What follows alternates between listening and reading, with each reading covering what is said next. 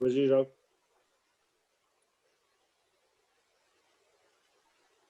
Ça me semble correct, moi. Oui, je vois le record en haut. Oui. Alors, bonjour, mesdames et messieurs, ou plutôt bonsoir, mesdames et messieurs. Bienvenue à cette séance ordinaire du Conseil municipal qui se tient aujourd'hui, 6 avril, à 19h30. Alors, je demanderai, tous les membres du Conseil étant présents, je demanderai à quelqu'un de proposer l'adoption de l'ordre du jour, s'il vous plaît. Oui, Monsieur le maire, Jim O'Brien, j'aimerais proposer l'ordre du jour tel que déposé. Cependant, avec la modification, le point 6.2 va être rapporté à une séance ultérieure. Donc, je propose l'ordre du jour tel que déposé avec la modification qu'on enlève 6.2 ce soir. Quelqu'un vous appuie? Oui, Pierre Rollet, j'appuie la proposition de M. O'Brien. Tout le monde est en accord? Oui. Oui. Si. Alors, nous sommes au point 2.1, approbation des procès-verbaux de la séance ordinaire du 2 mars 2021 et de la séance extraordinaire du 24 mars 2021. Oui, Monsieur le maire. Alors, Hélène Thibault, je propose, les membres du Conseil ont reçu dans les délais fixés par la loi les procès-verbaux des dites séances. Le greffier est dispensé d'en faire la lecture. Je propose donc d'approuver les procès-verbaux de la séance ordinaire du 2 mars 2021 ainsi que la séance extraordinaire du 24 mars 2021 telle que déposée et que le maire et le greffier soient autorisés à les signer. Merci. Quelqu'un vous appuie? Oui, Emmanuel Roy, j'appuie cette proposition. Tout le monde est en accord? Oui. Oui. Si. En première période de questions, nous n'avons pas reçu de questions relativement aux deux procès-verbaux qui viennent d'être adoptés. Nous passons donc maintenant au point 4.1, liste de la correspondance du mois de mars 2021. Alors, je vous dépose la liste de la correspondance du mois de mars 2021. Je vous invite à la consulter. 5, gestion des finances. 5.1, dépôt du rapport budgétaire au 31 mars 2021. Alors, je vous dépose également, pour votre bénéfice, le rapport budgétaire au 31 mars 2021. 5.2, adoption des comptes à payer au 31 mars 2021. Alors, je vous dépose pour approbation la liste des comptes à payer au 31 mars 2021 qui totalise 1 044 553 et 43 sous. Quelqu'un propose l'adoption de ces dépenses? Oui, alors Emmanuel Roy, je propose d'adopter la liste des comptes à payer au 31 mars 2021, totalisant une somme de 1 044 553 et 43 sous, laquelle est annexée à présent. C'est pas 1000, c'est 1 million. Ah oui, j'ai dit ça? 1 044 553 et 43 sous, laquelle est annexée à la présente résolution pour en faire partie intégrante, valoir comme si elle était ici tout au long reproduite. Quelqu'un vous appuie? Oui, Pierre Rollet, j'appuie la proposition de Mme Roy. Tout le monde est en accord? Oui. Oui. 5.3, autorisation de paiement, décompte progressif numéro 5, réaménagement de la chapelle Saint-Joseph-du-Lac, construction Côté et Fils incorporé. Alors, attendu la correspondance du 30 mars 2021 de la firme Denis Boucher et Benoît Lachance, architectes, recommandant le paiement du décompte progressif numéro 5 à l'entreprise Construction Côté et Fils incorporé dans le cadre des travaux de réaménagement de la chapelle Saint-Joseph-du-Lac. Je propose donc d'autoriser le trésorier à procéder au paiement d'un montant de 146 057,46 $, plus les taxes applicables à l'entreprise Construction Côté et Fils incorporé, que cette dépense soit défrayée à même le Fonds environnement et patrimoine par les subventions reçues. Quelqu'un vous appuie? Oui, Emmanuel Roy, j'appuie cette proposition. Tout le monde est en accord? Oui. Oui. C'est 5.4, autorisation de paiement, décompte progressif numéro 2, remplacement de l'émissaire des étangs aérés avec la firme Axo Aménagement Incorporé. Oui. Attendu la correspondance du 32 mars 2021 de la firme Arpo Groupe Conseil, recommandant le paiement du décompte progressif numéro 2 à l'entreprise Axo Aménagement Incorporé dans le cadre des travaux de remplacement de l'émissaire des étangs aérés, je propose donc d'autoriser le trésorier à procéder au paiement d'un montant de 99 400 et 46 sous, plus les taxes applicables à l'entreprise Axo Aménagement Incorporé, et que cette dépense soit défrayée à même le programme de la taxe sur l'essence et de la contribution du Québec 2019-2023. Merci. Quelqu'un vous appuie? Oui, M. le maire, Mike Tuppert appuie la proposition de M. Pierre Allais. Merci. Tout le monde est en accord? Oui. Oui. Bon. Nous sommes rendus aux affaires courantes. 6.1, acceptation des demandes de permis déposées en vertu du règlement sur les PIA. Oui, M. le maire, j'aimerais tout d'abord, je dénonce mon intérêt. Je voudrais me retirer du vote. Parfait. Alors, quelqu'un propose? Entendu que les demandes de permis assujettis au règlement relatif au plan d'implantation et d'intégration architecturale PIA ont été analysées lors de la rencontre du comité consultatif d'urbanisme, le CCU, le 25 mars 2021. Attendu le tableau synthèse déposé en date du même jour et annexé au présent procès-verbal, je propose que le conseil municipal fasse sienne des recommandations et conditions du CCU apparaissant au tableau et accepte les demandes de permis déposées en vertu du règlement sur le PIA recommandé par le CCU figurant à ce même tableau. Que l'inspectrice en bâtiment et environnement soit autorisée à émettre les permis conformément à la réglementation d'urbanisme. Que cette acceptation ne porte que sur les demandes assujetties du PIA et n'autorise en aucun temps toute dérogation à la réglementation d'urbanisme. J'en fais donc la proposition, M. le maire. Quelqu'un vous appuie? Oui, Emmanuel Roy, j'appuie cette proposition. Merci. Tout le monde est en accord, évidemment, à l'exception de M. Tupper? Oui. Merci.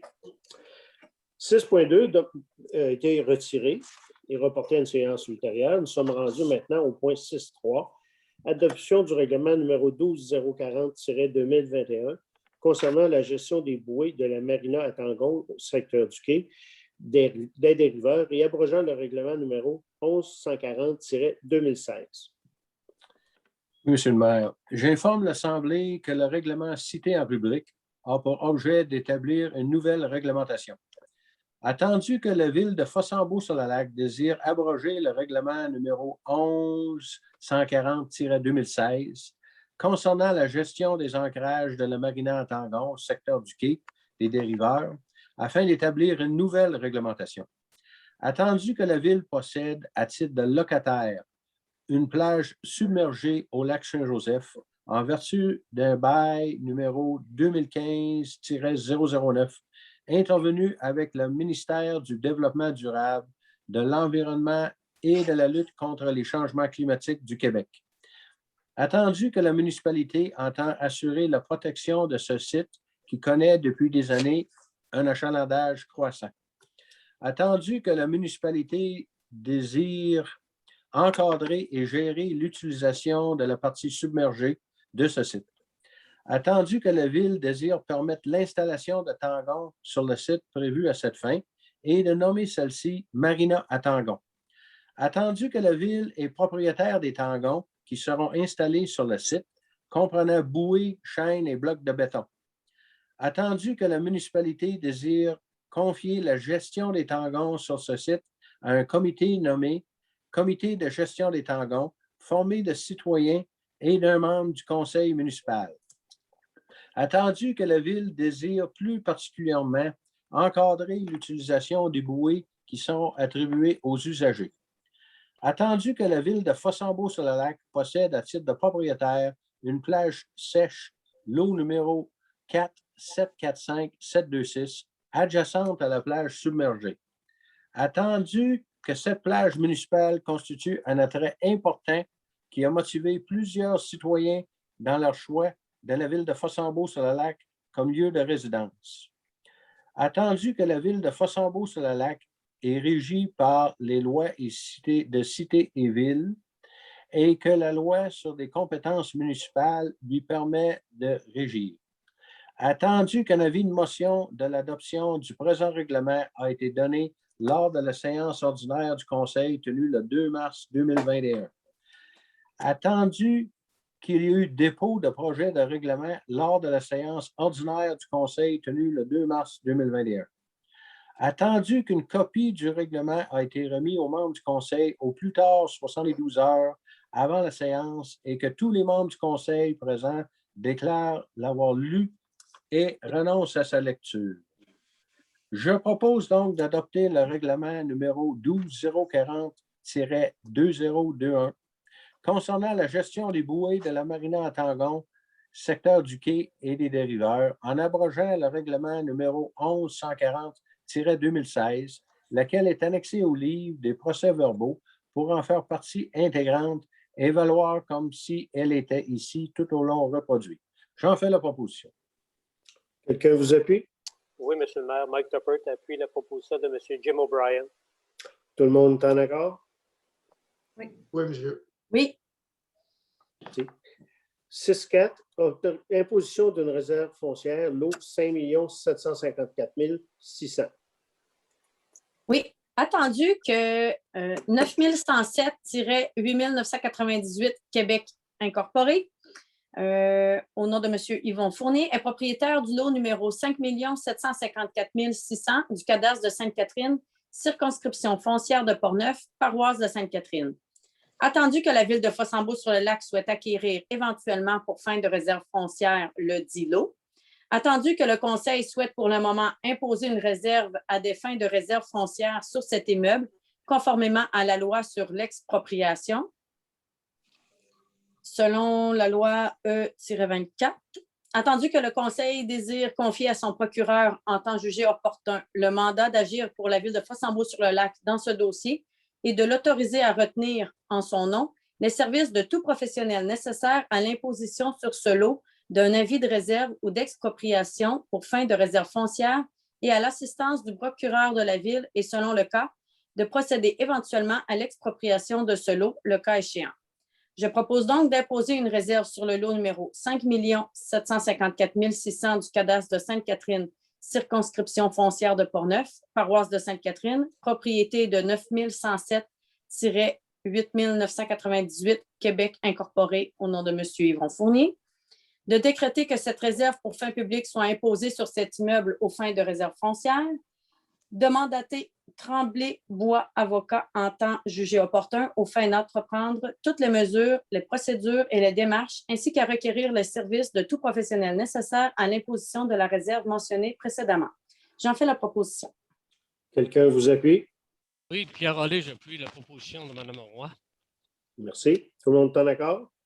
Oui. Merci. 6.5, octroi de contrat, caractérisation environnementale et études géotechniques pour les travaux sur la rue Germain et de la Lande avec la compagnie Englobe. Oui, juste avant, je m'excuse, je voudrais déclarer mon intérêt dans ce dossier, alors je vais me retirer, je vais m'abstenir de voter. Et c'est la même chose pour moi aussi, Hélène Thibault, je dois m'abstenir de voter à cette proposition. Merci. Alors, attendu que la Ville désire procéder à la réfection des rues Germain et de la Lande, attendu que la Ville a mandaté la firme Arpo Groupe Conseil afin de procéder à 4 demandes d'offres de services, soit groupe ABS, GHD, Laboratoire d'expertise de Québec, LIT et Englobe, pour la caractérisation environnementale et l'étude géotechnique dans le cadre des travaux des rues Germain et de la Lande. Attendu que la seule soumission reçue de la compagnie Englobe en date du 15 mars 2021 au montant de 12 720 $ plus les taxes applicables. Document en annexe. Attendu les recommandations de la firme Arpo, Groupe Conseil. Alors, je propose d'octroyer le contrat à la compagnie Englobe au montant de 12 720 $ plus les taxes applicables concernant la caractérisation environnementale et l'étude géotechnique dans le cadre des travaux des rues Germain et de la Lande. D'autoriser le directeur général, M. Jacques Arsenault, à signer tout document à cet effet, que cette dépense soit défrayée à même un règlement d'emprunt à venir. J'en fais la proposition. Quelqu'un vous appuie? Oui, Jim O'Brien, j'appuie la proposition de M. Tuppert. Tout le monde est en accord, à l'exception de Mme Roy et de Mme Thibault? Oui. Merci. 6.6, mandat pour délimiter des terrains de la Ville dans le cadre des travaux des rues Germain et de la Lande avec DLT arpenteur géomètre. Même chose ici, je vais m'abstenir de voter pour cette proposition. Hélène Thibault, moi aussi, je dois m'abstenir de voter. Merci. Alors, attendu que la Ville désire réaménager les rues Germain et de la Lande, attendu qu'il y a lieu de délimiter certains terrains afin de connaître leur emplacement exact. Attendu que l'offre de service reçue en date du 5 mars 2021 de la firme DLT Arpenteur Géomètre au montant approximatif de 5 000 plus les taxes applicables, document en annexe. Alors, je propose de mandater la firme DLT Arpenteur Géomètre afin de délimiter des terrains de la ville dans le cadre des travaux des rues Germain et de Lalande, et ce pour un montant approximatif de 5 000 plus les taxes applicables. D'autoriser le directeur général, M. Jacques Arsenault, à signer tout document à cet effet, que cette dépense soit défrayée à même un règlement d'emprunt à venir. Quelqu'un vous appuie? Oui, Jim O'Brien, j'appuie la proposition de mon collègue, M. Tupper. Tout le monde est en accord? Oui, monsieur. 6.7, autorisation de signature, entente relative à la patrouille nautique du lac Saint-Joseph entre les villes de Sainte-Catherine-de-la-Jacques-Cartier, Fossambeau-sur-le-Lac et Lac-Saint-Joseph. Oui, attendu que les villes de Sainte-Catherine-de-la-Jacques-Cartier, Fossambeau-sur-le-Lac et Lac-Saint-Joseph désirent se prévaloir des dispositions des articles 468 et suivants de la loi sur les cités et villes pour conclure une entente relative à la patrouille nautique du lac Saint-Joseph. Que le Conseil de la ville de Fossambeau-sur-le-Lac autorise la conclusion d'une entente relative à la patrouille du lac Saint-Joseph avec les villes de Sainte-Catherine-de-la-Jacques-Cartier et du lac Saint-Joseph. Cette entente est annexée à la présente résolution pour en faire partie comme s'il était ici tout au long reproduite.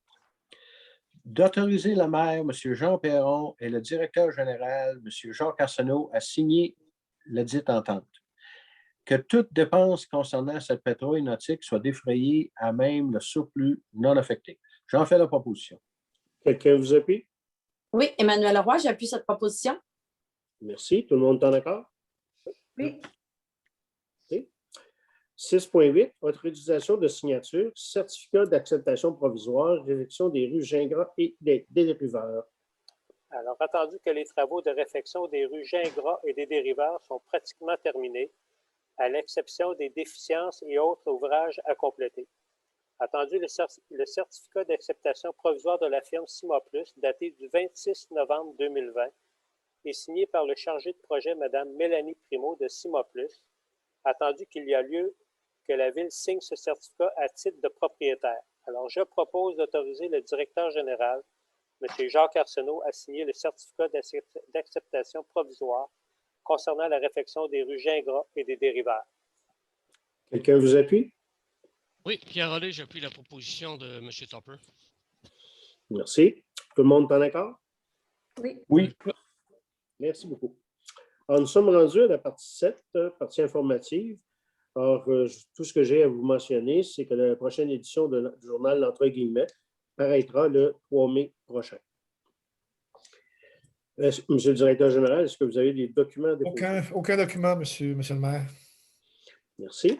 Alors, nous serions rendus à la seconde période de questions. Nous avons reçu 3 questions sur des différents sujets. Alors, la première question portait sur la surveillance de la plage municipale en début de saison. Ici, il s'agit des gens qui s'informaient à savoir, compte tenu que la plage ouvre normalement aux alentours du 13 juin, s'il allait avoir de la surveillance avant cette période-là, exemple durant le mois de mai, compte tenu que si la température était idéale, il risquerait d'avoir des attroupements sur la plage. Effectivement, la Ville a prévu engager de façon plus tôt la firme de sécurité chargée de la patrouille sur la plage et autres, au cas où il y aurait justement prévenir des attroupements ou des fêtes impromptues. D'autre part, nous avons également pris déjà contact avec la Sûreté du Québec pour leur demander leur support dans ces circonstances et qu'ils soient capables d'intervenir rapidement et avec les effectifs nécessaires, advenant qu'il y aurait fêtes ou regroupements intempestifs, surtout en période de COVID, compte tenu qu'actuellement, le gouvernement nous impose des restrictions sévères sur les regroupements. Deuxième question portait sur le développement sur la rue des Tilleuls. Alors, une citoyenne de cette rue voulait obtenir des informations à l'effet qu'est-ce qu'il y avait comme projet. Alors, nous avons un promoteur avec qui nous allons signer sous peu une entente de travaux municipaux afin de prolonger la rue des Tilleuls pour viabiliser une dizaine de terrains. L'ensemble des travaux sont à la charge du promoteur Et une partie de la question relativement à ce développement était au niveau de la gestion des eaux pluviales. Alors, le promoteur a la gestion des eaux pluviales des terrains qu'il va développer. Il devra prendre les mesures pour retenir ces eaux et empêcher qu'elles s'en aillent ailleurs. Pour ce qui est du reste de la montagne dite Boilard, les eaux qui sont là sont des eaux naturelles et ça, il n'y a rien il n'y a aucune eau supplémentaire que le projet de ce promoteur-là va générer qui va être rajoutée aux eaux déjà existantes. Évidemment, les eaux déjà existantes sont celles que la Mère Nature fait couler le long du flanc de la montagne. Et ça, c'est en dessous du Code civil, c'est la responsabilité de chaque propriétaire de voir à la gestion de ces eaux-là. La troisième question concernait à peu près dans le même secteur, l'acquisition, à savoir si la Ville avait déjà pensé à acquérir une partie du terrain de ce qu'on a connu sous le nom de la montagne Boilard, entre la rue, le croisement de la rue Gingras et Fossambeau jusqu'au pied justement de la rue Boilard, compte tenu que beaucoup de gens utilisent la montagne pour des fins récréatives, je veux dire vélo de montagne, marche, randonnée, motoneige, etc., même si ce sont des terrains privés. Or, la Ville a déjà évalué si c'était possible de faire quelque chose là. On en est venu à la conclusion que malheureusement, ça représenterait à la fois en termes de coûts d'acquisition, mais aussi surtout des coûts plus élevés.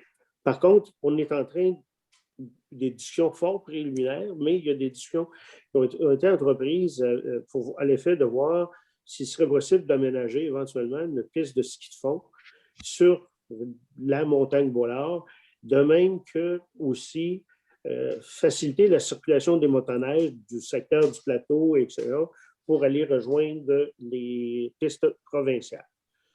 Comme je viens de mentionner, les discussions sont fort préliminaires, on a encore beaucoup de travaux à faire.